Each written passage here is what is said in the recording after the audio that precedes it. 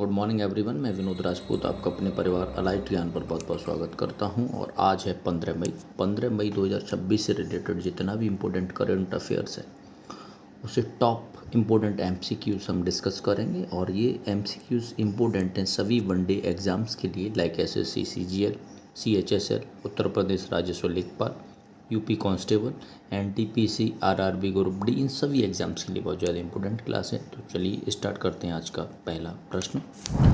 पहला प्रश्न है, परिवारों के महत्व और सामाजिक मुद्दों के प्रति जागरूकता बढ़ाने के लिए अंतर्राष्ट्रीय परिवार दिवस, इंटरनेशनल डे ऑफ फैमिलीज़ कब मनाया जाता है? आपके ऑप्शन है 10 मई को, ऑप्शन बी 12 मई को, ऑप्शन सी 15 मई को, और ऑप्शन डी है 1 जनवरी को। इसका जो राइट आंसर है वो है प्रतिवर्ष 15 मई को international day of families celebrate किया जाता है। आपको बता दूं कि ये वैश्विक परिवार दिवस है, ग्लोबल फैमिली डे है। इसमें परिवार को महत्व देना, सामाजिक मुद्दों के प्रति जागरूक करना, इसके लिए इसे सेलिब्रेट किया जाता है। आपको बता दूं कि प्रतिवर्ष 12 मई को इंटरनेशनल नर्स डे मनाया जाता है। और आपको बता दूं कि ये जो अंतर्राष्ट्रीय नर्स दिवस है वो फ्लोरेंस नाइटिंगेल, जिन्हें लेडी विद द लैम्प के नाम से भी जाना जाता है, उनकी जयंती के उपलक्ष्य में मनाया जाता है। नेक्स्ट क्वेश्चन, हाल ही में बक्सा शहद की पहली खेप अमेरिका को निर्यात की गई है। यह शहद किस राज्य से संबंधित है? आपसे पूछा है बक्सा शहद किस राज्य से संबंधित है, जिसकी एक खेप को कहाँ भेजा गया है? यूएसए भेजा गया। आपके ऑप्शन है वेस्ट बंगाल यानी पश्चिम बंगाल, ऑप्शन बी है सिक्किम, ऑप्शन सी मेघालय, और ऑप्शन डी है असम। इसका जो राइट आंसर है वो है असम। असम का है बक्सा शहद, जिसकी पहली खेप अमेरिका को निर्यात की गई है। असम इसके अलावा चाय और कार्बी आंगलोंग अदरक जैसे लंदन निर्यात किया जाता है के लिए फेमस है। आपको बता दूं कि असम की राजधानी दिसपुर है और उसके जो मुख्यमंत्री हैं वो हेमंत बिस्वा शर्मा हैं, जो हाल ही में दोबारा से मुख्यमंत्री बने हैं। याद रखिएगा, ये इम्पोर्टेंट फैक्ट है। नेक्स्ट क्वेश्चन है, केंद्रीय कैबिनेट ने धौलेरा और किस शहर के बीच भारत की पहली सेमी हाई स्पीड रेल परियोजना को मंजूरी दी है? यानी semi high speed rail project को मंजूरी दी है। आपके ऑप्शन है सूरत को, option B Vadodara, option C Ahmedabad, और ऑप्शन डी है गांधीनगर। इसका जो राइट आंसर है वो है अहमदाबाद। धौलेरा और अहमदाबाद के बीच भारत की पहली सेमी हाई स्पीड रेल परियोजना को मंजूरी दी गई है। अहमदाबाद आपको बता दूं कि 2023 में कॉमनवेल्थ गेम्स की मेजबानी के संदर्भ में भी चर्चा में रहा था। अहमदाबाद का कांकड़िया डिपो भारत का पहला जल तटस्थ रेल डिपो है। याद रखें ये फैक्ट। नेक्स्ट क्वेश्चन है, स्पेन में आयोजित 95वां ला लीगा फुटबॉल खिताब किसने जीता है? आपके ऑप्शंस हैं रियल मैड्रिड ने, ऑप्शन बी है एटलेटिको मैड्रिड ने, ऑप्शन सी है बार्सिलोना ने, और ऑप्शन डी है सेविला ने। इसका जो राइट आंसर है वो है बार्सिलोना। बार्सिलोना ने 95वां ला लीगा फुटबॉल खिताब जीत लिया है। तो सबसे पहला तो क्वेश्चन इसमें ये बनता है कि ला लीगा जो फुटबॉल है वो किससे संबंधित है? तो फुटबॉल से संबंधित है। कहाँ आयोजित हुआ है? स्पेन में आयोजित हुआ है। और इसका विजेता कौन रहा है? तो बार्सिलोना ने ये खिताब जीता, शानदार प्रदर्शन करते हुए स्पेनिश फुटबॉल लीग का यह प्रतिष्ठित खिताब अपने नाम किया है।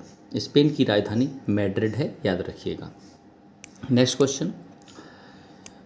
क्वेश्चन है आपका, केरल जिसका नाम बदलकर केरलम किया गया है का नया मुख्यमंत्री किसे नियुक्त किया गया है? आपके ऑप्शन है पिनराई विजयन, ऑप्शन बी है बी.डी. सतीशन, ऑप्शन सी है ओमन चांडी, और ऑप्शन डी है के सुधाकरन। इसका जो राइट आंसर है वो है वी.डी. सतीशन। वी.डी. सतीशन अब केरल के नए चीफ मिनिस्टर होंगे। याद रखिएगा, पहले से पहले पिनराई विजयन वहाँ के सीएम थे, अब वी.डी. सतीशन वहाँ के नए सीएम होंगे। उन्होंने पिनराई जो विजयन का स्थान लिया है और राज्य के राजनीतिक नेतृत्व को संभाला है। आपको बता दूं कि केरल भारत का पहला राज्य है जिसने पूरी तरीके से डिजिटल बैंकिंग अपनाई है। एक और फैक्ट है, एक ये फैक्ट, बुजुर्गों के लिए अलग से जो बजट पेश किया है वो केरल ने किया है। तो याद रखिएगा, बुजुर्गों के लिए अलग से बजट पेश करने वाला राज्य केरल है। उसके नए मुख्यमंत्री का नाम क्या है? वी डी सतीशन है। इन्होंने किसका स्थान लिया है? पिनराई विजयन का स्थान लिया है। और डिजिटल बैंकिंग अपनाने वाला पहला राज्य अगर पूछा जाए भारत का कौन सा है, तो केरल है। साक्षरता के मामले में भी सबसे टॉप पर अगर कोई राज्य है भारत में तो वो केरल है। नेक्स्ट क्वेश्चन है आपका, केंद्रीय अन्वेषण ब्यूरो जो सीबीआई है कि निदेशक डायरेक्टर के रूप में किसका कार्यकाल 1 वर्ष के लिए बढ़ा दिया गया है? आपके ऑप्शन है तपन डेका का, option B Subodh Kumar Jaiswal, option C है दिनकर गुप्ता और ऑप्शन डी है प्रवीण सूद। इसका जो राइट आंसर है वो है प्रवीण सूद। प्रवीण सूद वर्तमान में सीबीआई के निदेशक या डायरेक्टर हैं और इनका कार्यकाल अब 1 वर्ष के लिए बढ़ा दिया गया है। 2023 में इस पद पर हैं और उनका कार्यकाल दोबारा से उन्हें पुनर्नियुक्त किया गया है। नेक्स्ट क्वेश्चन है, नशीली दवाओं के नेटवर्क को ख़त्म करने के लिए भारत ने पहले anti narcotics task force police station को कहाँ मंजूरी दी गई है? आपके ऑप्शन है Mumbai, option B Punjab, option C Nai Delhi और ऑप्शन डी है गोवा। इसका जो राइट आंसर है वो है नई दिल्ली। नई दिल्ली में नशीली दवाओं के नेटवर्क को ख़त्म करने के लिए भारत के पहली anti narcotics task force police station को मंजूरी दी गई है। यह विशेष पुलिस स्टेशन राजधानी में बढ़ते हुए ड्रग्स सिंडिकेट पर नकल कसेगा, यानी नकेल कसेगा, उससे रोकने का प्रयास करेगा। हाल ही में एनसीबी ने मुंबई में भी ऑपरेशन वाइट स्ट्राइक चलाया था। तो पूछा जाए कि जो एनसीबी ने मुंबई में कौन सा ऑपरेशन चलाया था, तो ऑपरेशन चलाया है ऑपरेशन वाइट स्ट्राइक, याद रखिएगा।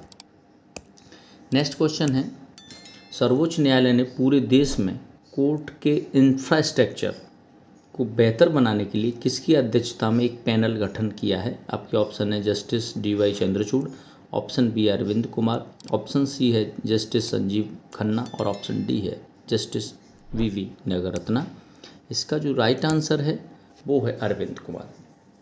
जो कोर्ट के इंफ्रास्ट्रक्चर को बेहतर बनाने के लिए जो अध्यक्ष अरविंद कुमार जी में एक पैनल गठित किया है, जिसकी अध्यक्षता कौन करेंगे? अरविंद कुमार करेंगे। यह पैनल अदालतों के आधुनिकीकरण और बुनियादी ढांचों की समीक्षा करेगा।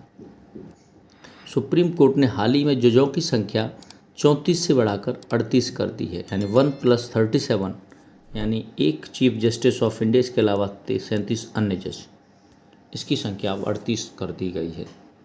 नेक्स्ट क्वेश्चन है, हाल ही में 4 चीता शावकों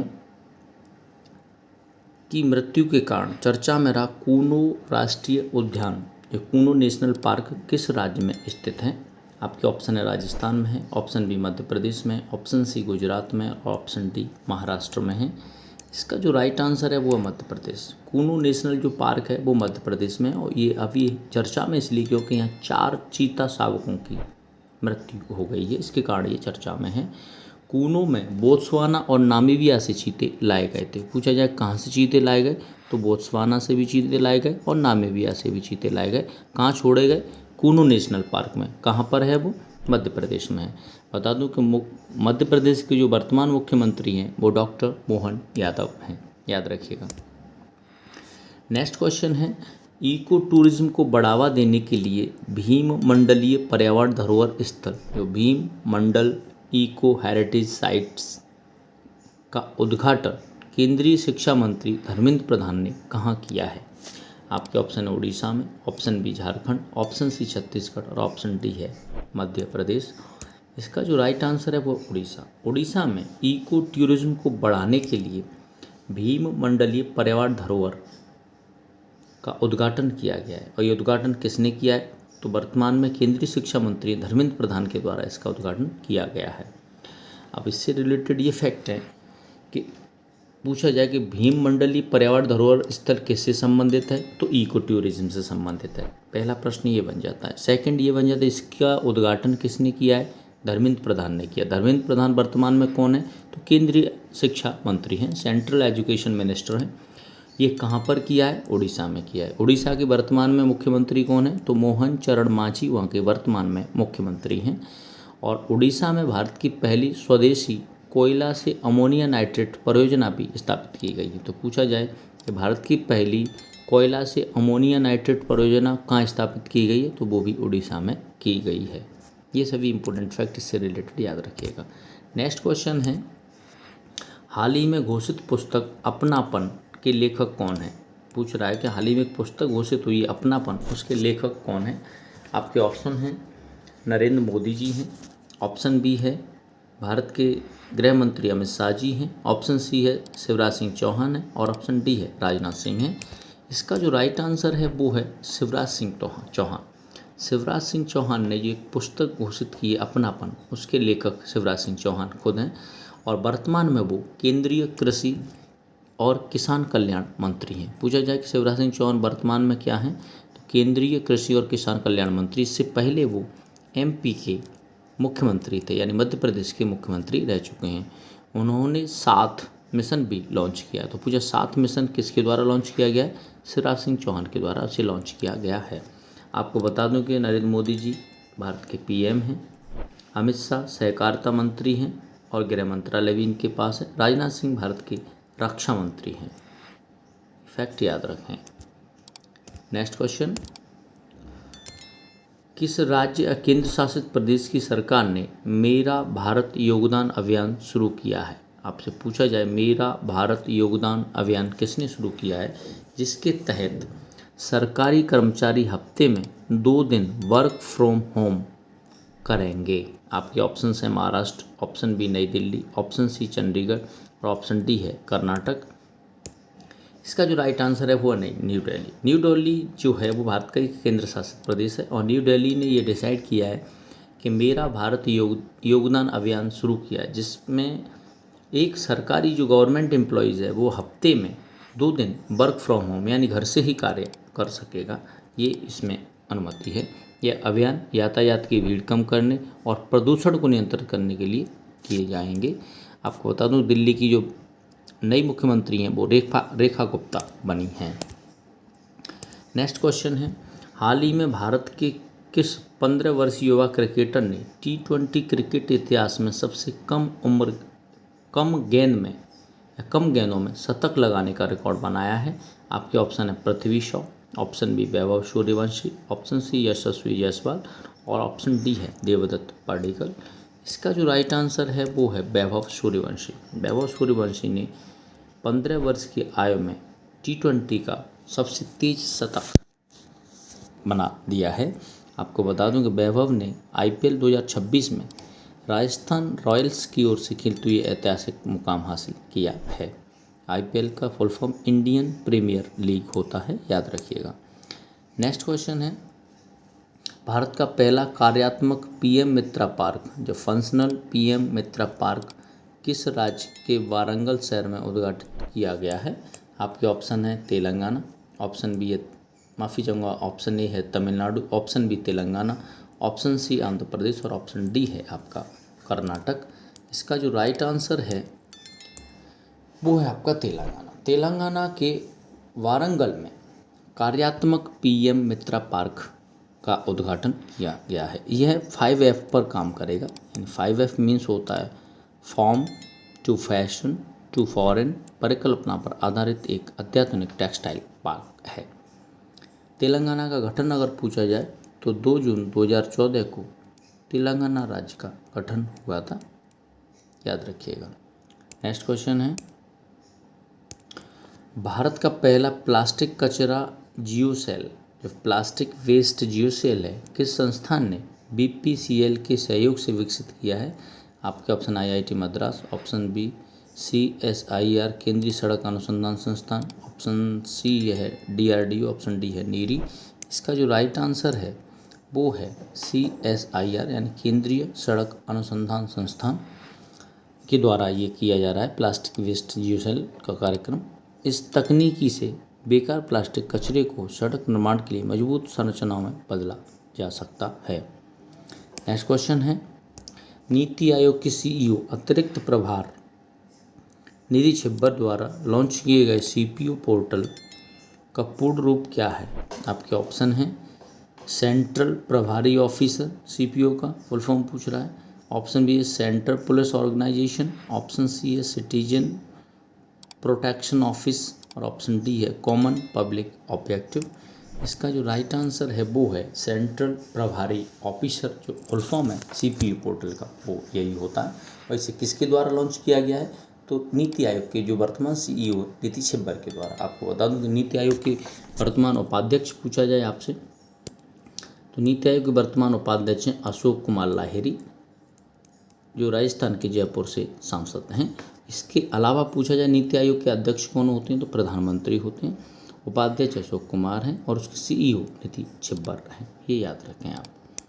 नेक्स्ट क्वेश्चन है, दुनिया का पहला मानवाकार रोबोट भिक्षु गावी किस देश ने पेश किया है। आपके ऑप्शन है जापान, ऑप्शन बी चीन, ऑप्शन सी दक्षिण कोरिया और ऑप्शन डी है ताइवान।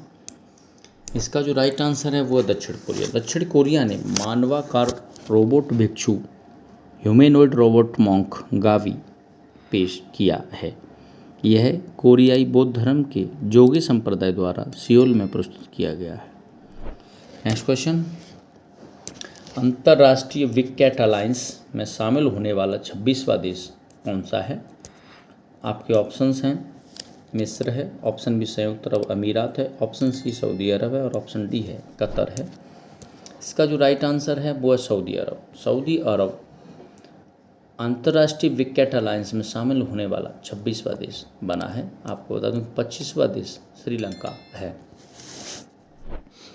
इस गठबंधन का जो पहला शिखर सम्मेलन 1 से 2 जून 2026 को नई दिल्ली में आयोजित होगा। तो पूछा जाए इसका गठबंधन का कहाँ सम्मेलन होगा, नई दिल्ली में। कब होगा, 1 से 2 जून 2026 के बीच होगा। नेक्स्ट क्वेश्चन है आपका कि विटली अवार्ड 2026, जिसे ग्रीन ऑस्कर भी कहा जाता है, से सम्मानित परवीन शेख ने किस पक्षी के संरक्षण का कार्य किया है। आपके ऑप्शन है great Indian bustard, option B Amur falcon, option C Indian skimmer, option D है सारस क्रेन। इसका जो राइट आंसर है वो इंडियन स्कीमर पर परवीन शेख ने कार्य किया है। इसी के लिए उन्हें विटली अवार्ड 2026 से सम्मानित किया गया है। इसे ग्रीन ऑस्कर भी कहते हैं। आपको बता दूं इसके अलावा बरखा सुब्बा, जो कि हिमालयन सैलामेंडर के संरक्षण के लिए पुरस्कार मिला है। बरखा सुब्बा को पूछा जाए किसके लिए मिला, तो हिमालयन सैलामेंडर के लिए दिया गया है। जबकि पूछा जाए परवीन शेख को किसके लिए मिला है, तो इंडियन स्कीमर के लिए दिया गया है। नेक्स्ट क्वेश्चन है, भारत का पहला राज्य कौन सा है जिसने अपने बुजुर्गों या सीनियर सिटीजन्स के लिए एक समर्पित बजट पेश किया है। इंपॉर्टेंट क्वेश्चन है। आपके ऑप्शन है केरल, ऑप्शन बी है गोवा, ऑप्शन सी है हिमाचल प्रदेश, ऑप्शन डी है सिक्किम। इसका राइट आंसर है वो केरल। और केरल का अब नया नाम हो गया है केरलम। केरल में वरिष्ठ नागरिकों की बड़ी आबादी के लिए यह एल्डरली बजट पेश किया गया है। नेक्स्ट क्वेश्चन, भारत की पहली ट्रांसजेंडर क्रिकेटर एम्पायर बनने का ऐतिहासिक गौरव किसने हासिल किया है।